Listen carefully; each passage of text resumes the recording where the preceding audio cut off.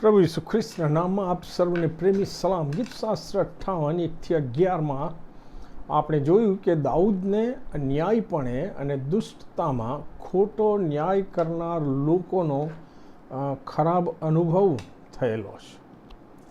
પ્રભુના વચનોમાં પણ આવો અન્યાય કરનારા લોકોને અફસોસ છે એમ જણાવવામાં આવ્યું છે.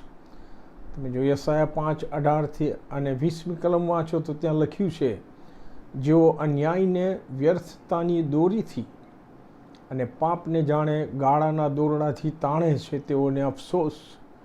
જેઓ ભૂંડાને સારું અને સારાને ભૂંડું કહે છે, જેઓ અજવાળાને સ્થાને અંધકાર અને અંધકારને સ્થાને અજવાળું ઠરાવે છે, જેઓ મીઠાને સ્થાને કડવું અને કડવાને સ્થાને મીઠું ઠરાવે છે, તેઓને અફસોસ. મતલબ કે અન્યાય કરનારાઓને અફસોસ. આવા લોકો જેઓ સતત દુષ્ટતા કરવામાં જ રચ્યા રહે છે, તેઓ ઘણીવાર પ્રભુના વિશ્વાસુ બાળકો માટે અને પ્રભુની યોજના પૂરી કરવાના કામમાં અડચણો અને મોટા વિઘ્નો ઊભા કરે છે. અને પ્રભુના બાળકોના વિશ્વાસની અને ધીરજની કસોટી થઈ જાય છે. ઈશ્વરને ભૂલીને દુષ્ટતામાં ખૂંપી ગયેલા આવા લોકો માટે દાઉદ ખૂબ જ વ્યથિત અને ગુસ્સામાં જણાય છે. અને દાઉદ પોતાની લાગણીઓ છુપાવ્યા વગર ઈશ્વરને જણાવે છે. કલમ 6-8 તમે વાંચો તો દાઉદ કહે છે કે હે ઈશ્વર, તેઓના મોંની બત્રીસી ભાંગી નાખજો. હે યહોવા, સિંહના બચ્ચાની રાક્ષસીઓ પાડી નાખજો. તેઓ ઝડપથી વહેતા પાણીની જેમ વહી જાઓ.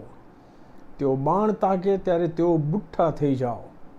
ગોકળ ગાય જે પીગળતી ચાલે છે તેના જેવા, અથવા જેણે સૂર્ય જોયો નથી એવા સ્ત્રીને અધૂરે ગયેલા ગર્ભ જેવા તેઓ થાવ. દાઉદ બહુ ડિસ્ટર્બ થઈ ગયેલો છે ને એ ઈશ્વરને આ ન્યાય કરનાર લોકો સંબંધી આ વાત કહે છે.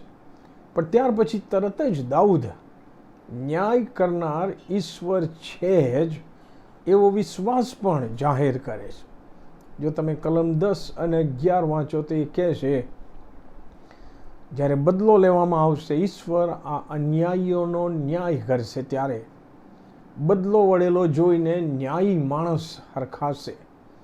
તે દુષ્ટોના રક્તમાં પોતાના પગ ધોશે.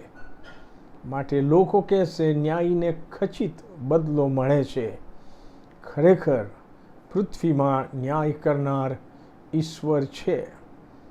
પ્રભુના બાળકો તરીકે મનમાં કડવાશ કે વેરવૃત્તિ રાખ્યા વગર આપણી લાગણીઓ ફક્ત ઈશ્વરને જણાવીએ અને ઈશ્વર પર સંપૂર્ણ ભરોસો રાખીએ કે ખરેખર પૃથ્વીમાં ન્યાય કરનાર ઈશ્વર છે જ.